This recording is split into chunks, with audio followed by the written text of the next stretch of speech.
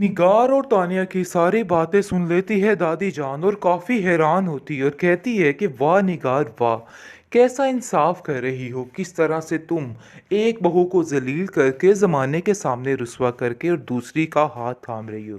मुझे तो समझ ही नहीं आ रहा है कि तानिया ने जो कुछ किया इस चीज़ का सबको इल्म हो चुका है, लेकिन फिर भी जानबूझकर उसकी हिमायत करना कहाँ की अक्लमंदी है। देखो, उसने भी तुम्हारा नुकसान किया है और इस चीज़ को तुम्हें समझना होगा। लेकिन जी तानिया कहती है कि मैंने कुछ भी नहीं किया, जो कुछ हुआ सिर्फ और सिर्फ एक हादसा था, लेकिन आप लोग ये बात समझना ही नहीं चाह रहे हैं। लेकिन दादी जो है वो बहुत चालाक और शातिर है, उसको समझ आ चुकी है कि नहीं भाई, दाल में कुछ काला ज़रूर है, यानी कि कुछ तो ऐसा हुआ है जिसकी वजह से ये सारी गड़बड़ हो रही है। खैर, आप देखेंगे कि वो कहती है कि तुम नायाब इनसे दूर ही रहो। बहरहाल तुम्हें इनके बारे में नहीं पता कि ये लोग क्या से क्या कर सकते हैं। अपनी एहतियात तुम्हें खुद ही करनी होगी, क्योंकि मुझे लगता है कि अब वो वक्त आ चुका है कि तुम्हें अपनी एहतियात करनी चाहिए और इन लोगों से अपना पीछा छुड़वाना चाहिए। लेकिन मैं तुम्हें एक बात सही से बता दूं कि तुम्हारा भाई भी कोई तुम्हारे साथ मुखलिस नहीं है। इस बात को भी अपने जहन में रखना, क्योंकि वो कतई तुम्हारी हमदर्दी नहीं चाहता है। वो सिर्फ और सिर्फ लालच की खातिर ये सब कुछ कर रहे हैं। उन पे भी कभी यकीन मत करना। जिसको सुनकर वो कहती है कि मैं जानती हूँ, लेकिन मैं क्या कर सकती हूँ, मुझे वो रास्ता भी तो रखना है। लेकिन अब देखेंगे कि तानिया ठान लेती है कि अब उसका कोई प्लान फेल नहीं होगा। अब जो होगा बस ठीक ही होगा। अब वो बदला लेकर रहेगी। वो जाती है और जाकर निगार को कहती है कि हमारे पास वक्त बहुत कम है और हमें बहुत मुहतात होकर ये सब कुछ करना है। आपको भी ये बातें समझनी होंगी और अपने जहन नशी करनी होंगी कि इस लड़की को ज़्यादा देर तक यहाँ पे नहीं रहने दिया जा सकता, क्योंकि जैसे जैसे वक्त गुजर रहा है सारे उससे बहुत ज़्यादा क्लोज होते जा एक रहे हैं। काम करना है, यानी कि इससे पक्की पक्की जान छुड़वानी है। वो जमीला बेगम को अपने पास बुलाती है और कहती है कि तुम्हें नयाब के लिए एक छोटा सा काम करना होगा, यानी कि मुंह मांगी रकम तुम्हें दी जाएगी। जिससे जमीला तो पहले घबराने लग जाती है और कहती है कि नहीं जी, अगर घर वालों को इल्म हो गया और ज़रा सी भी बिनक पड़ गई तो मेरा काम खतरे में पड़ सकता है। जिस पर वो कहती है कि तुम्हें मैं इतनी रकम दे सकती हूँ कि तुम सारी ज़िंदगी सुकून से काम किए बगैर रह सकती हो, इसलिए तुम्हें परेशान नहीं होना। बस इनकी खुशियों में मिलावट करनी है और ये गोलियां बस उसको खिला देनी है ताकि इस लड़की का काम तमाम हो जाए। जिस पर वो कहती है कि काम तो बहुत मुश्किल है और इसके लिए आपको भारी रकम देनी होगी। यानी कि लालच बुरी बला है। वो फिर दोबारा से लालच में आ चुकी है।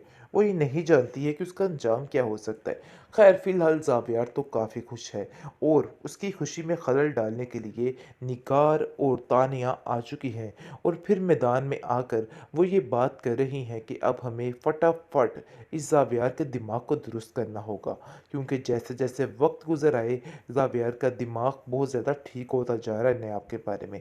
ये चीज़ उनको बर्दाश्त और हज़म नहीं हो रही, जिसकी वजह से आप देखेंगे कि वो फ़ैसला कर लेती हैं कि काम को फटाफट से ख़त्म करना है।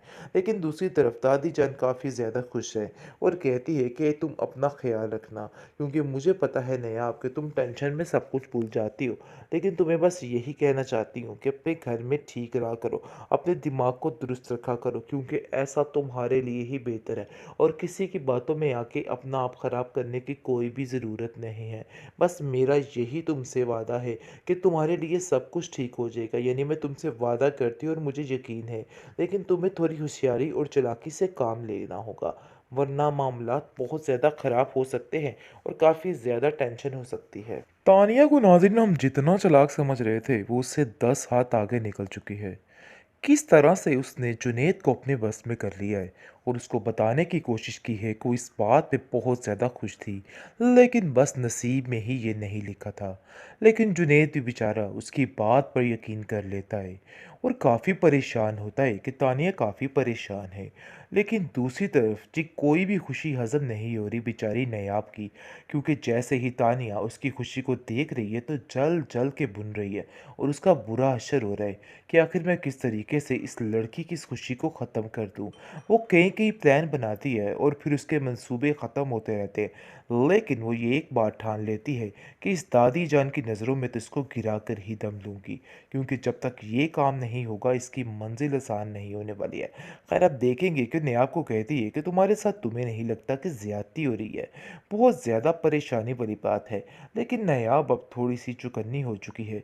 उसको अंदाज़ा हो चुका है कि ये सारी गेम है और गेम के तहत ये सब कुछ हो रहा है, क्योंकि उसे जुनैद की बात याद आ जाती है कि किसी की बात पे यकीन नहीं करना, बल्कि अपने दिमाग से सोचना है। खैर, आप देखेंगे कि वो काफ़ी ज़्यादा परेशान है और कहती है जाके कि मुझे ऐसा लगता है कि मुझे यहाँ पे कोई नुकसान पहुँचा सकता है। इस पर जावेर उसको कहता है कि फ़ज़ूल सी बातें क्यों कर रही हो?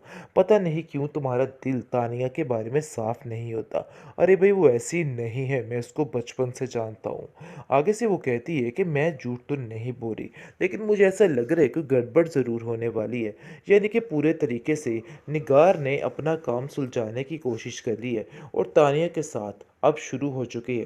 अगर आप देखेंगे कि नयाब पर तरह तरह के इल्ज़ामात फिर से लगना शुरू हो चुके हैं। दूसरी तरफ बहुत ज़्यादा देख देख के तानिया कूद रही है और परेशान हो रही है कि आखिर वो क्या करे और क्या ना करे, किस तरीके से इस लड़की का घर बर्बाद करे। इसलिए वो प्लान कर लेती है कि बस अब उसे एक काम करना है, यानी कि इससे पक्की पक्की जान छुड़वानी है। वो जमीला बेगम को अपने पास बुलाती है और कहती है कि तुम्हें नायाब के लिए एक छोटा सा काम करना होगा, यानी कि मुंह मांगी रकम तुम्हें दी जाएगी। जिससे जमीला तो पहले घबराने लग जाती है और कहती है कि नहीं जी, अगर घर वालों को इल्म हो गया और ज़रा सी भी बिनक पड़ गई तो मेरा काम खतरे में पड़ सकता है। जिस पर वो कहती है कि तुम्हें मैं इतनी रकम दे सकती हूँ कि तुम सारी ज़िंदगी सुकून से काम किए बगैर रह सकती हो, इसलिए तुम्हें परेशान नहीं होना। बस इनकी खुशियों में मिलावट करनी है और ये गोलियां बस उसको खिला देनी है ताकि इस लड़की का काम तमाम हो जाए। जिस पर वो कहती है कि काम तो बहुत मुश्किल है और इसके लिए आपको भारी रकम देनी होगी। यानी कि लालच बुरी बला है। वो फिर दोबारा से लालच में आ चुकी है।